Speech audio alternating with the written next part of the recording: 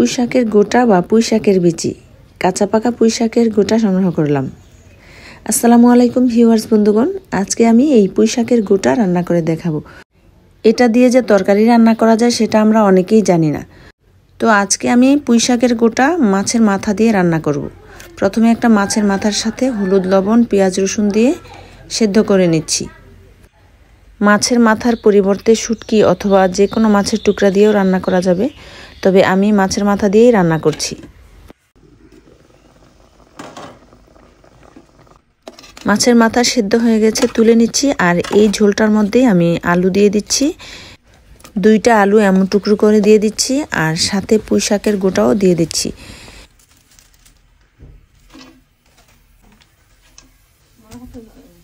সবগুলো পুঁই শাকের গোটা দেওয়ার পর ঢেকে দিলাম। আর এদিকে আমি মাছের মাথা থেকে কাঁটা ছাড়িয়ে নিচ্ছি। কাঁটা সহ মাছের মাথা দিলে খাওয়ার সময় বিরক্তিকর লাগে এবং গলায় আটকাতে পারে। এমনিতেও যে কোনো তরকারি রান্নার ক্ষেত্রে মাছের মাথা দিয়ে রান্না করলে আমি মাছের মাথা কাঁটা ছাড়িয়ে নিই। তো এদিকে পুঁই শাকের গোটা প্লাস আলু সেদ্ধ হয়ে গেছে।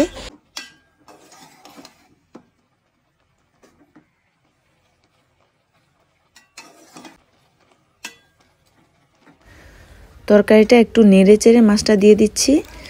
আর এভাবে অন্যান্য তরকারির মতো একটু ঢেকে দেবো, একটু নেড়ে চেড়ে নেবো। এভাবে তরকারিটা রান্না করে নিচ্ছি। পুঁই শাকের মতোই পুঁই শাকের গোটায়ও প্রচুর ভিটামিন এবং আয়রন থাকে। অনেকেই পুঁই শাকের মাচায় এরকম পুঁই শাকের গোটা হওয়ার জন্য অপেক্ষা করেন। সেটা শুটকি দিয়ে খুব সুন্দর করে ভাজি অথবা এরকম তরকারি রান্না করেন। আর এটা খেতে খুবই সুস্বাদু। আপনারা যদি কেউ খেয়ে থাকেন তাহলে বুঝবেন। গরম ভাতের সাথে এই সবজিটার কোনো বিকল্প হয় না। তো যাই হোক বন্ধুরা, আমার রান্না প্রায় শেষ পর্যায়ে। এখন পেঁয়াজ ও রসুন কুচি দিয়ে বাগার দিয়ে নিচ্ছি।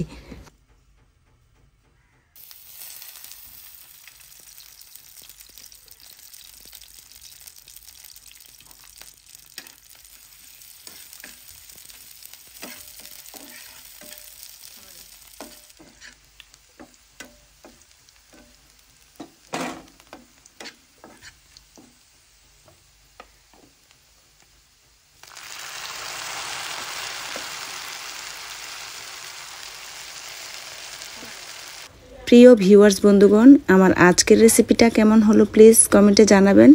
আর কে কোথা থেকে দেখছেন সেটা অবশ্যই জানাবেন। সবাই সাপোর্ট করবেন প্লিজ। আপনাদের সাপোর্টে অনেক দূরে এগিয়ে যেতে পারবো ইনশাল্লাহ। আসলে এই সবজিটার মধ্যে ঝোল কম রাখলেই ভালো হয়, তবে আমি মাখা মাখা করে ঝোল রেখেছি। আবার অনেকে একেবারে শুকনা ভাজির মতো করে ফেলেন, সেটাও এক রকমের স্বাদ। তো ধনেপাতা দিয়ে দিলাম। রান্না শেষ। নতুন পুরাতন সবার সহযোগিতা ও ভালোবাসা চাই। সবাই ভালোবাসা দিয়ে পাশে থাকবেন। আল্লাহ সবাইকে ভালো রাখুক সে কামনায়। আল্লাহ হাফেজ।